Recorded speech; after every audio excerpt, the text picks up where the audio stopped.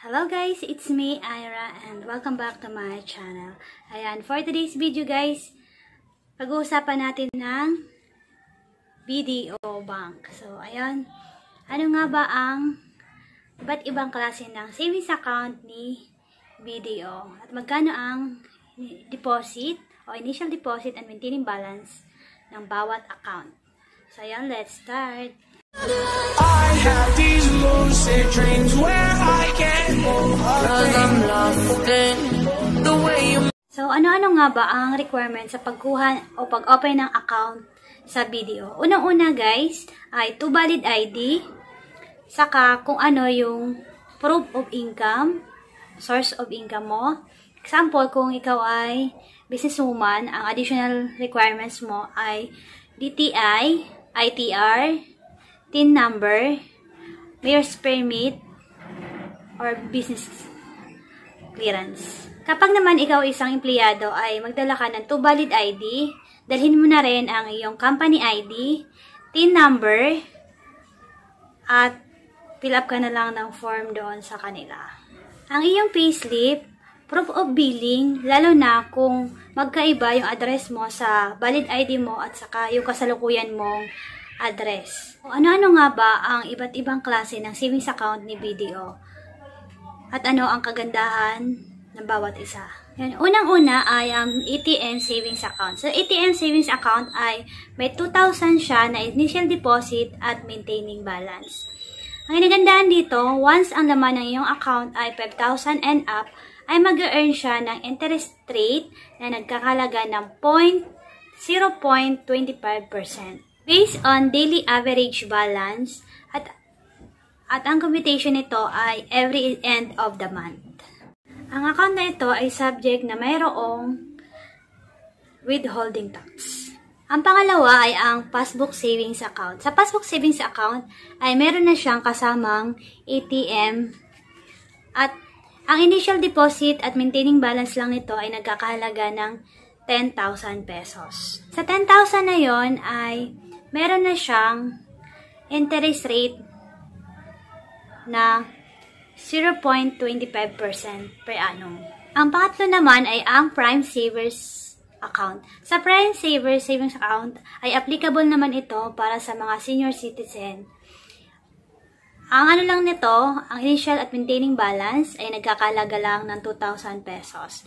Ang kinagandahan dito, kapag umabot ng 5,000 and up ang laman ng iyong account, ay mag-earn na siya ng interest rate na 0.25% per annum. Upon opening account, ay makukuha mo na o madadala mo na ang iyong passbook at ang ATM ay mababalikan mo na lang within 5 days. Or 5 working days. Sa mga senior na meron pang business na ito yung i-open na account, ay required na magdala ng 2 valid ID, saka mayor's permit, DTI, ITR. At kung siya naman ay isa ng pensioner, ay magdala lamang ng 2 valid ID at ang kanyang kung saan nanggagaling o ano yung ATM niya sa pagkuha ng kanyang pension. Merong for senior citizens si BDO, meron din siyang pambata. So, ito yung ating pang-apat na BDO Junior Savers. Ito ay para sa age to 0 to 12 years old.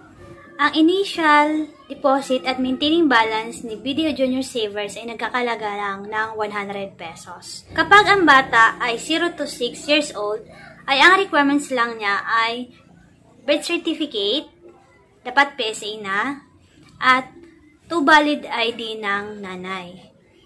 Kapag naman 6 to 12 years old ang bata, ay kailangan na ng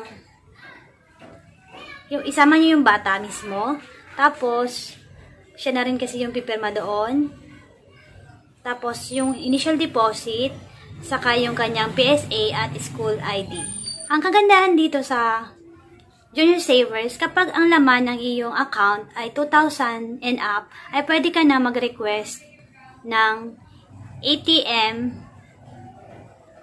para sa ganito. Pero isama pa rin yung bata kasi siya na yung magpipirma doon. At ang panlima ay ang Kabayan Savings Account. Sa Kabayan Savings Account ay meron lang na 100 pesos initial deposit. Kaya nagandahan dito, wala siyang maintaining balance.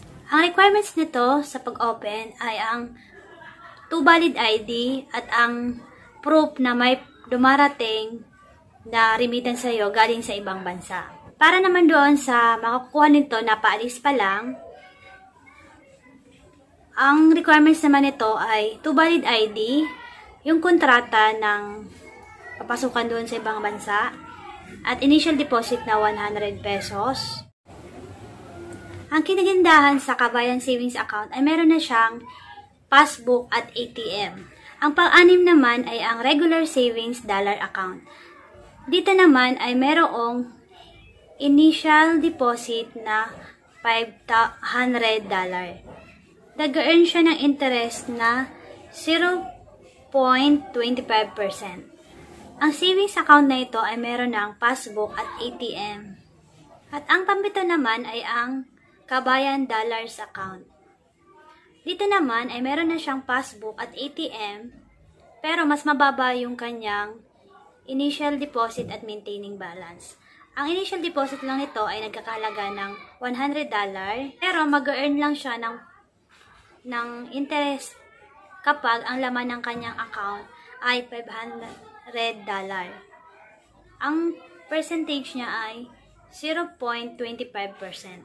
Ayan po ang iba't ibang savings account ni BDO. Sana po ay nalaman nyo kung ano yung pinaka-applicable na savings account para sa inyo. Sana po ay marami kayong natunan at nalaman. Anyway guys, I'm only disclaimer. Ito lang ay base sa aking pagkakaalam at yung hindi ko rin alam ay itinanong ko na rin nung pagpunta ko doon sa BDO. Sana po ay subscribe nyo ang aking channel at hit nyo na rin po ang notification bell para po ma-update kayo kapag nag-upload po ako ng mga videos.